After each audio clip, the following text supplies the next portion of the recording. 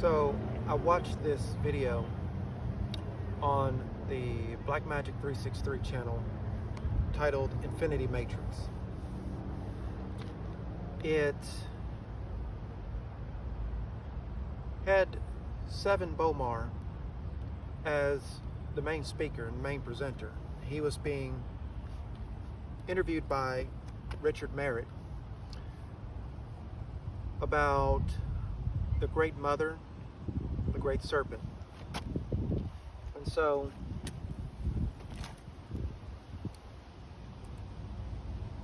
when I watched that video, and it's a 5-hour video, I watched it about 7 times. And I'm going to watch it a few more times over these next couple of days that I'm off. I took some time off, paid time off, so that gives me quite a bit of latitude to work on a variety of things. But I was reflecting on the Infinity Matrix video, and there was another that came a couple of weeks after that about the Akashic records, Same presenter, Seven Bomar, and he somewhat continued from that 5-hour presentation. And this other video, the Akashic Records, it's 2.5 hours. So I watched it twice. I might watch it 2 more times. And the reason I am watching these videos so much, these two in particular, because Seven Bomar, despite the length of the videos, he gets to the point. He gets to the point of spiritual and esoteric and occult knowledge. He gets to the point. So many of us, we read so many books because we are trying to learn. We're trying to understand.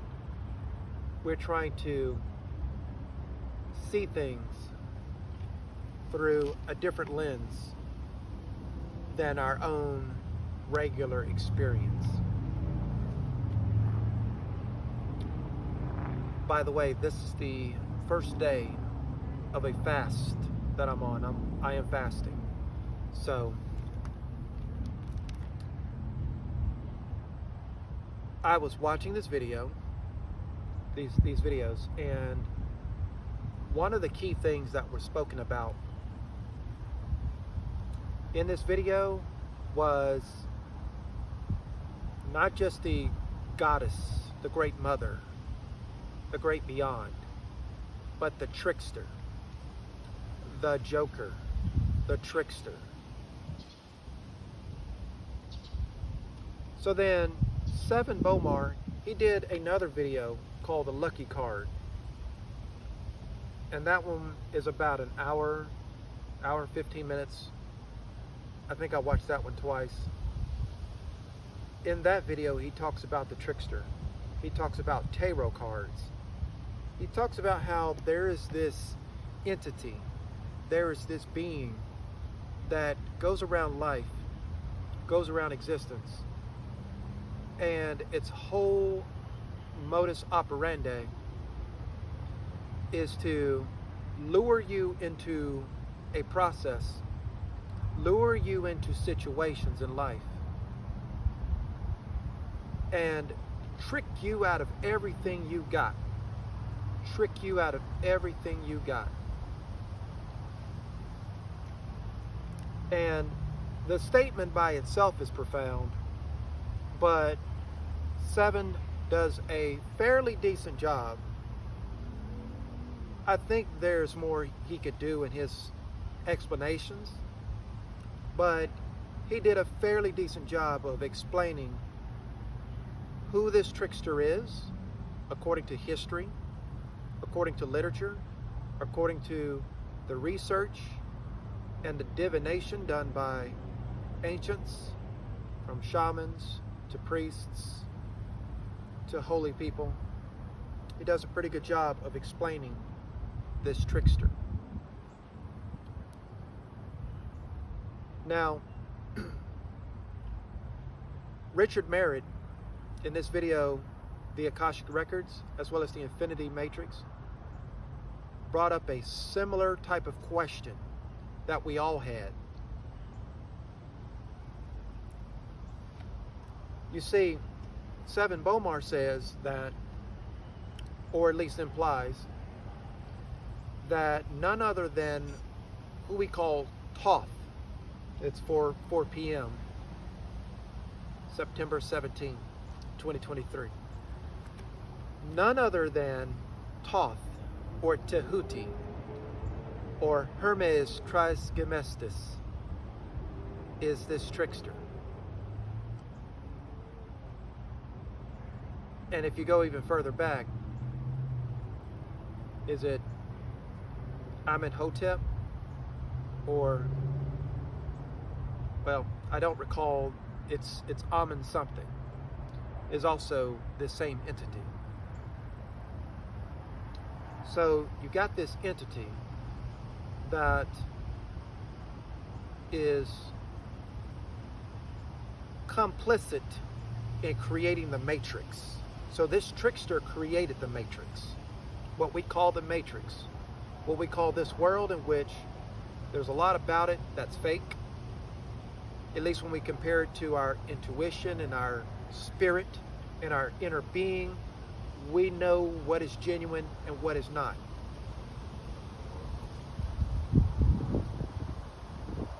My auntie asked me a question. She asked me, if all is consciousness,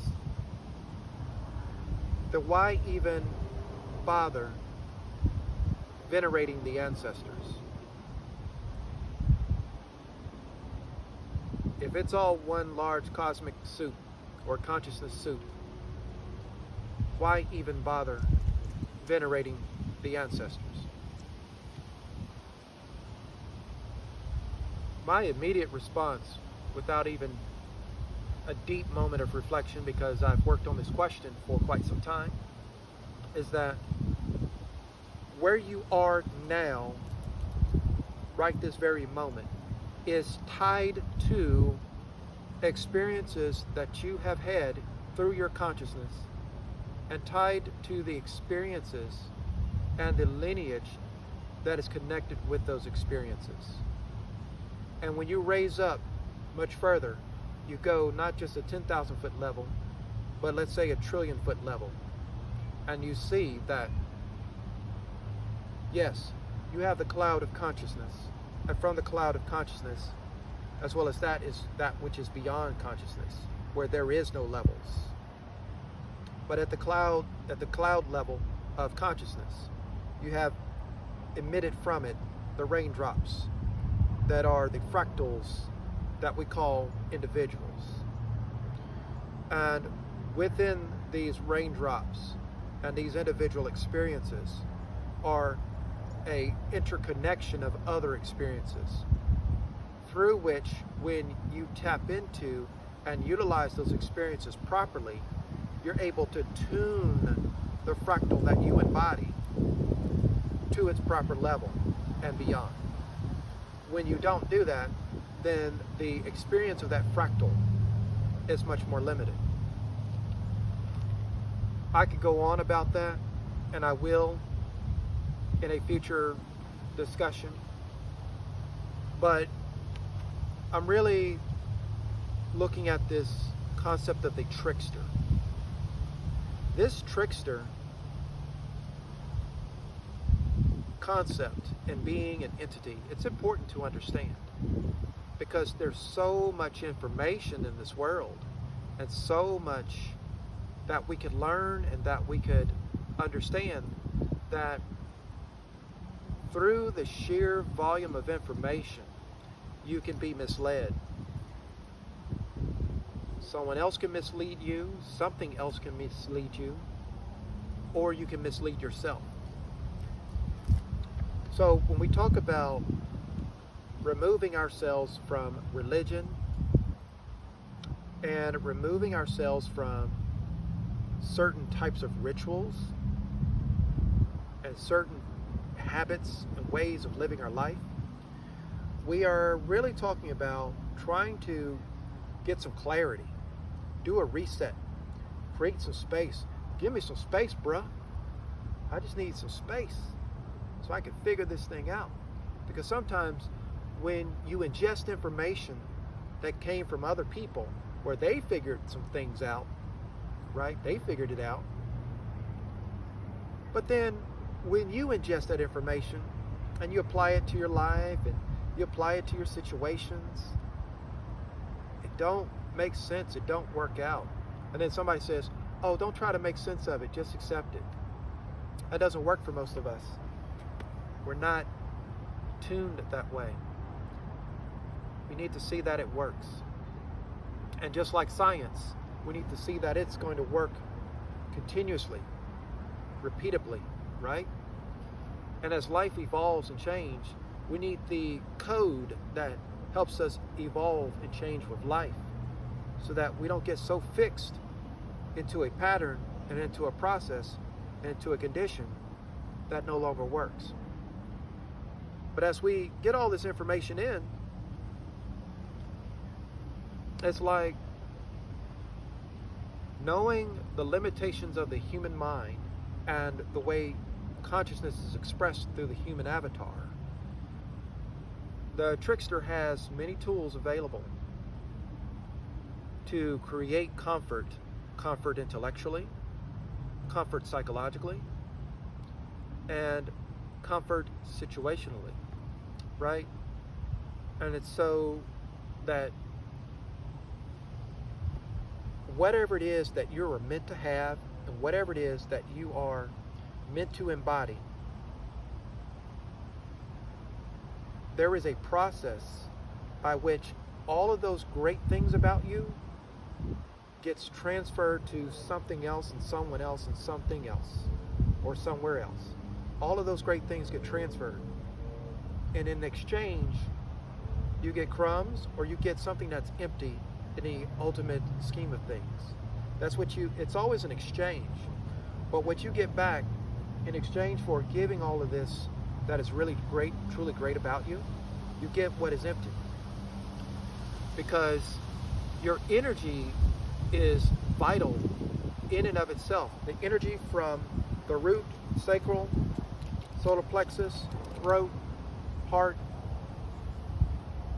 third eye chakra, crown chakra, whatever you want to call it. You can call it ki in the Japanese tradition. You can call it chi in the Chinese tradition. You can call it prana in the Indian tradition. Whatever you call it, that vital energy force, it's there. You can even measure it scientifically. If you want to find a scientific definition, it's the human biofield. Whatever you call it, the properties of this energy field are potent. But it can fluctuate, it can go down, it can go up, it can expand, it can contract, it can have holes in it. It can be distorted, it can be refined, right? So the trickster ultimately would harvest this energy and at the same time use your input to help transform this physical reality to the benefit of something else, somewhere else, someone else. You can call it the elites, you can call it the cabal, you can call it whatever you want. They're all just echoes and representations of this overall energy signature of exploitation and compromise. So, when I looked at that video, the Infinity Matrix and the Akashic Records and the Lucky Card, when I looked at those trio of videos and where we talked about the trickster as being Toth, that hit home for a lot of people. Why? Why does identifying Tehuti, Hermes Trismegistus, Toth from Kemet, why does that hit home? Because you could tell when Richard asked that question, not just once, but at least twice, and probably more than that, it hit home. Billy Carson's name came up. It hit home. Because when we talk about as above, as below, when we talk about the law of correspondence, when we talk about all as mentalism, when we talk about vibration, energy, and frequency, when we talk about polarity, when we talk about gender and rhythm, right? When we talk about the 7 hermetic principles of Hermes Trismegistus, right? When we talk about the 7 principles of Toth, when we look at 7 Bomar's breakdown of the dragon and how that has been in opposition through the reptilian order with human beings, right? You don't have to believe in all this stuff. I'm only giving a description and a narrative in this discussion, by the way, right? I'm discussing what I see, not what I believe, and I'm not making any judgments. But we talk about the dragon, and if you look at the first principle of mentalism, there's a discussion of a dragon, right? See, it's all tying together. The spiritual AI that 7 Bomar has developed, that's able to pour into, 10,000, 20,000 spiritual books and references and bring it all together and look at all the interconnections using science, the science of computers, computer science, algorithms, data structures, and those mechanisms, right? We're not just talking out of our whatever. We are actually using science to say, here are the correlations. Here are the patterns that have been uncovered. What was not said in any of those videos, but to me is there by implication, is that we got to be careful with the 7 principles, the 7 hermetic principles, because as powerful and as potent as they are, right? They are said to have been disclosed by a being that is the embodiment of the trickster. So I'm not prepared to explore that. I'm only prepared to identify it. To identify that you have 7 potent principles of transformation, but they are derived from, or said to have derived from, a trickster entity. So, are the 7 principles, the 7 universal laws of existence, actually 7 potent keys of the matrix? But they are not 7 potent keys of consciousness, which stands above and beyond the matrix. You see? So the opportunity exists that if you read between the lines of what I'm saying, which I'm not actually saying anything, I'm identifying something. The opportunity exists to re-examine what is the so-called 7 principles. Re-examine them. Because there is a huge amount of esoteric, spiritual, and occult knowledge, whether you're on the left-hand path or the right-hand path, whatever you want to say, wherein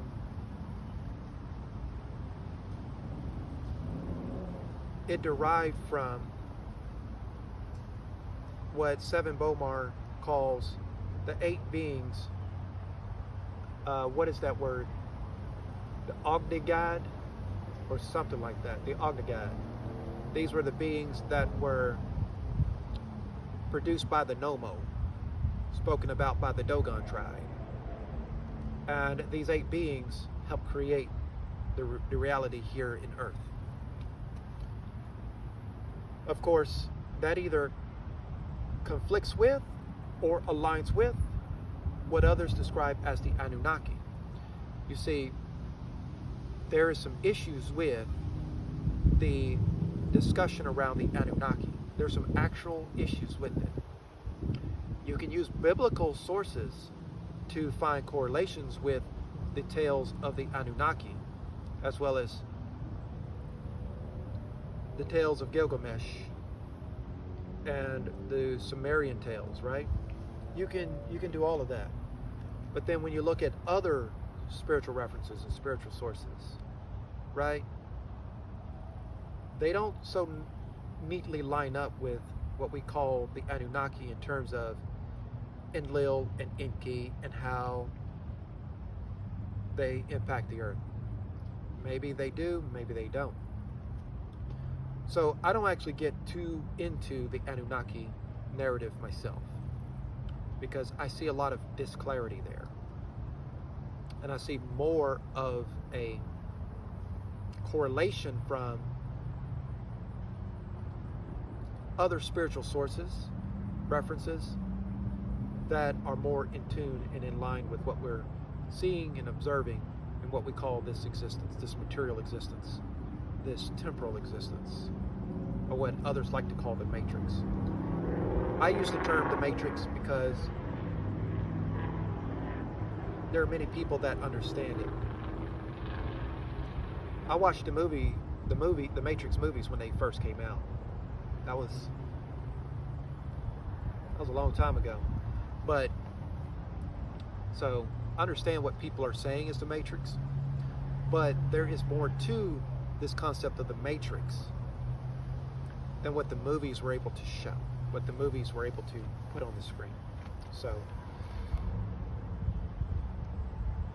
because if you limit your understanding of the Matrix to what is presented in the movies, then you are talking about the concepts of binary systems, computer code, and computer science, all of which are themselves constructs of a matrix construct,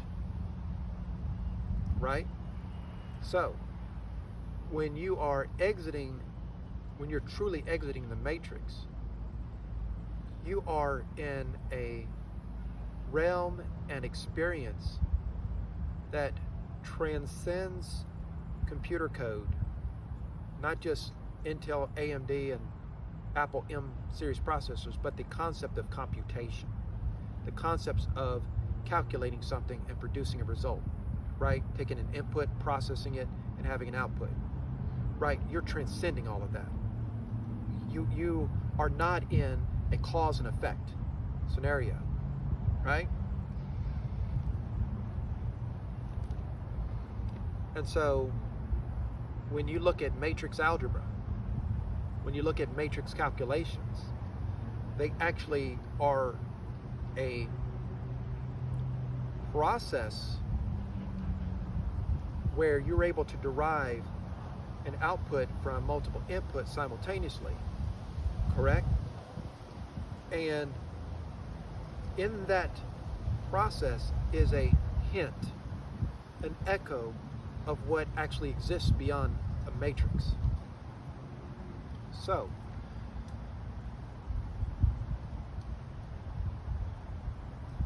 when we look at the trickster, we're looking at a process of transforming one's energy to perpetuate this perception as a mechanism to fuel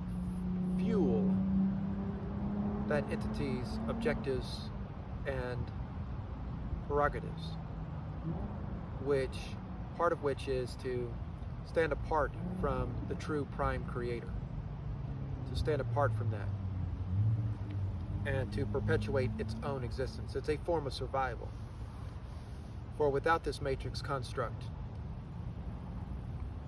and without the machinations that we see, then the whole edifice of the entities that stand beyond what we call dimensions, right? Because dimensions don't have to exist, but they do exist. They are a created entity unto themselves. The point you should be getting by now is that what is created is inferior to that which is non-created, but that nonetheless exists indefinitely, perpetually, and that the emanation from the non-existent or the perpetually existent, right? Because it can exist in both states. Those emanations themselves need their own perpetuation. And so when you seek to exit this, you are seeking dissolution. You're seeking dissolution.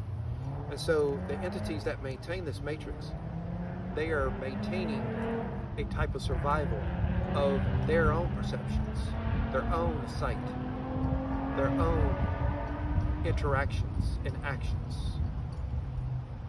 And if this matrix was to go in its entirety, then you could very well observe a process of those entities' own edifice dissolving. Therefore, they would dissolve as well and potentially be subsumed back into the great existent, non-existent, primordial creator. So, I find it very interesting that we could have something that is true in its effects. You learn some of these principles, these spiritual principles, and they actually have effects. You can actually see things happen, but they're happening within a perception. So ultimately, they're not real from the standpoint of what we would define as superior real, that which is above everything else. But within the perception, it's real enough for us to give it value. So that's useful in and unto itself, right? So that's why I say continue to study, continue to read on, and understand these perspectives, because whether they are ultimately the product of a trickster, they're ultimately the product of entities that have an agenda to enslave humankind indefinitely, knowing what is there is valuable in terms of navigating and moving through in your own conscious expression to where you want to be, and the choices that you make, good or evil, left or right, hot, cold, you name it, right? And so each of these fractals get the opportunity to define what it is they ultimately will accept. And so that's pretty much it. I hope you found this discussion illuminating. This is kind of where my mindset is at this point. September 17, 2023. What is it, 4:23 p.m.? It's 4:22 p.m. and 49:50 seconds. So we can have a general sense of time, the movement of moments, right? Some of that I just did was calibrated from my work in computers and looking at things at the nanosecond, the millisecond, and being able to see the correspondence of time at a fractal level, right? And so whatever it is that we strive to learn and understand, we can. So, but yeah, this is where my mind is at this moment, and evolution. And to me, that is the purpose of all of this. When we talk about purpose, and it's a purpose that doesn't always resonate with people, right? And I am wrapping up, but I just want to say one last thing. You can be driven by purpose, but there are some purposes, there are some objectives that don't trigger or incite a drive, a passion, but they are a purpose nonetheless. They're there, they're persistent. They can exist outside of you. And from my perception, the purpose of consciousness is to evolve itself. Imagine being a consciousness being a existence beyond existence. And it is impossible to evolve. It's impossible to evolve the way that we perceive evolution in this slowed down energy that we call time in 3 dimensions, right? But what if all of your infinite fractals can be an input into a vast system where breakthrough evolutions are uncovered all the time? And so the grand purpose is to evolve. And so when you see that at the highest levels, it then ripples down to what we call dimensions. It just falls all the way down to evolve. And the best way to move forward is to embrace not just change, but the right type of change.